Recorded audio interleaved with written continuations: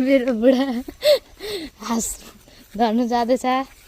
यो मेरो बोली चाहिँ एकदम पोलाइट सुन्नु हुँदैछ ल, तर खासै चाहिँ त्यस्तो छैन। बुढा रिस उठाएर त्यस्तो शान्त भएको छ।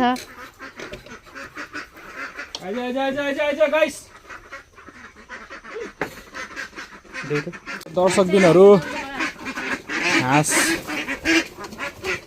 उता बन्द गरौ त।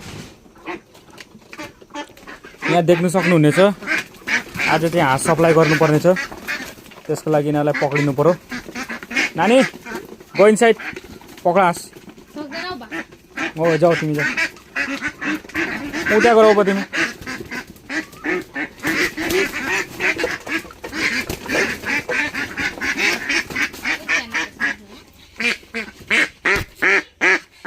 यहाँ देख्न सक्नुहुनेछ, यसको लागि हजुरहरूले पनि सम्पर्क गर्न सक्नुहुनेछ दर्शकबिनहरू।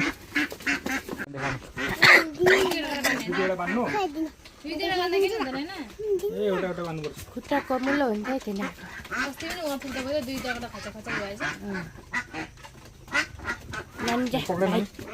जाऊ जाऊ जाऊ भाइसँग बस्दा मैले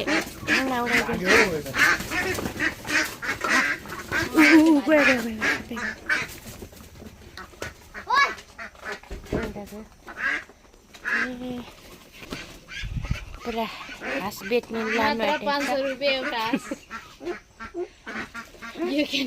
यो घाँस घन्टे घाँस ला भाँच्यो क्या खुट्टा।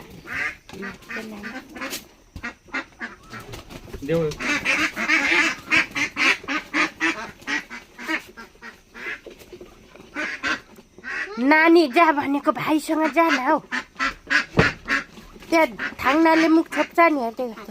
माथा नपक्रिनु मोटा मोटा खाऊ। योसँग 3 वटा भयो दर्शकबिनहरू, योसँग 4 वटा,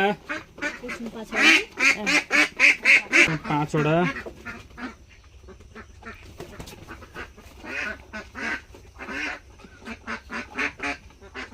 खुकुलो भएन, खुलो भयो जस्तो लाग्यो। गाडीमा भेर कुनै त हल्का पो छ त। यो हल्का छ नि, कोही चाहिँ फेरि भारी छ। यसमा 6 वटा।